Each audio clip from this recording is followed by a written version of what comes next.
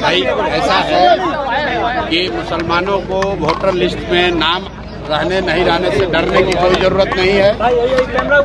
Vote देना संविधान के जरिए वोट देना हर उस नागरिक का, जो भारत का नागरिक है, उसका संवैधानिक अधिकार है।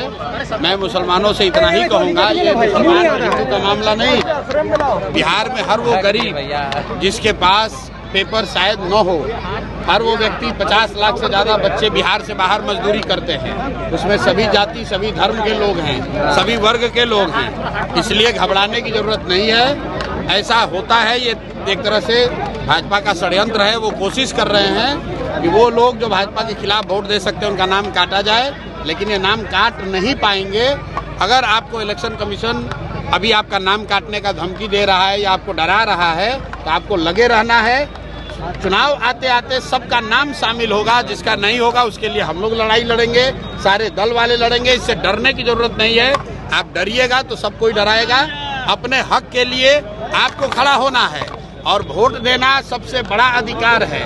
कोई आपका वो अधिकार छीन नहीं सकता है। एक बात समझ लीजिए कि चुनाव आयोग को नागरिकता तय करने की का उनको अधिकार नहीं है। सुप्रीम कोर्ट का ये गाइडलाइन है, सुप्रीम कोर्ट का जजमेंट है। चुनाव आयोग किसी की नागरिकता नहीं तय कर सकता है। चुनाव आयोग का काम वोटर लिस्ट बनाना है, वोटर लिस्ट के जरिए चुनाव कराना है। अगर चुनाव आयोग ये कह रहा है कि वोटर लिस्ट ठीक नहीं है, तो चुनाव आयोग को जवाब देना है कि भाई 1.5 वर्ष पहले इसी चुनाव आयोग से पार्लियामेंट का चुनाव हुआ है, मोदी जी इसी वोटर लिस्ट से चुनकर प्रधानमंत्री बने हैं।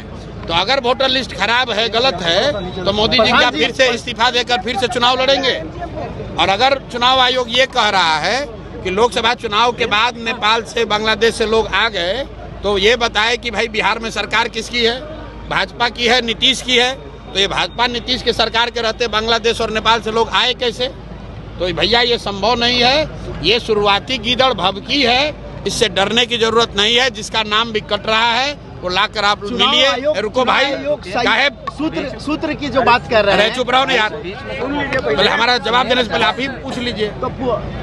चुनाव पहले जो बात है समझ लीजिए। जिसका नाम कट रहा है आप तुरंत हम लोग से संपर्क कीजिए। आपको जनसुराज नहीं पसंद है, कांग्रेस पसंद है, कांग्रेस संपर्क कीजिए। राजनीतिक दलों के कार्यकर्ताओं से, नेताओं से संपर्क कीजिए, ताकि आपका नाम हर हालत में जोड़ा जाएगा।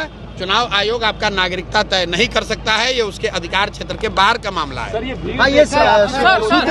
चुनाव आयोग सूत्र की बात कर रही है। अगर सरकार बनेगी तो हम विकास करेंगे सीमांचल क्षेत्र का। तो पिछले 30 वर्ष से बिहार में किसकी सरकार है?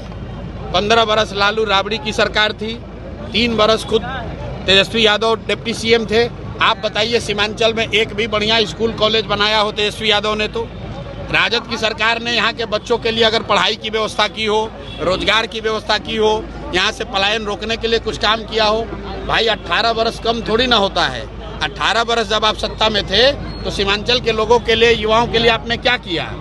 राजद वाले जो हैं ये मुसलमानों को अपना किरासन तेल समझते हैं, मुसलमानों को किरासन तेल समझते हैं। मुसलमान जो है वो उनके लालटेन में किरासन तेल बनकर जल रहा है, मुसलमानों के बच्चों का भविष्य जल रहा है, और रोशनी लालू यादव के घर पर हो रही है। मुसलमानों के घर में तो अंधकार फैला हुआ है। उनके बच्चे तो इस राज्य से बाहर जाकर 10-12 हजार रुपया के नौकरी के लिए, रोजगार के लिए धक्के खा रहे हैं, नरक का जिंदगी जी रहे हैं। और मुसलमानों का वोट लेकर अपना लालटेन जला रहे हैं और अपने घर में रोशनी कर रहे हैं, वो हैं तेजस्वी यादव, लालू यादव।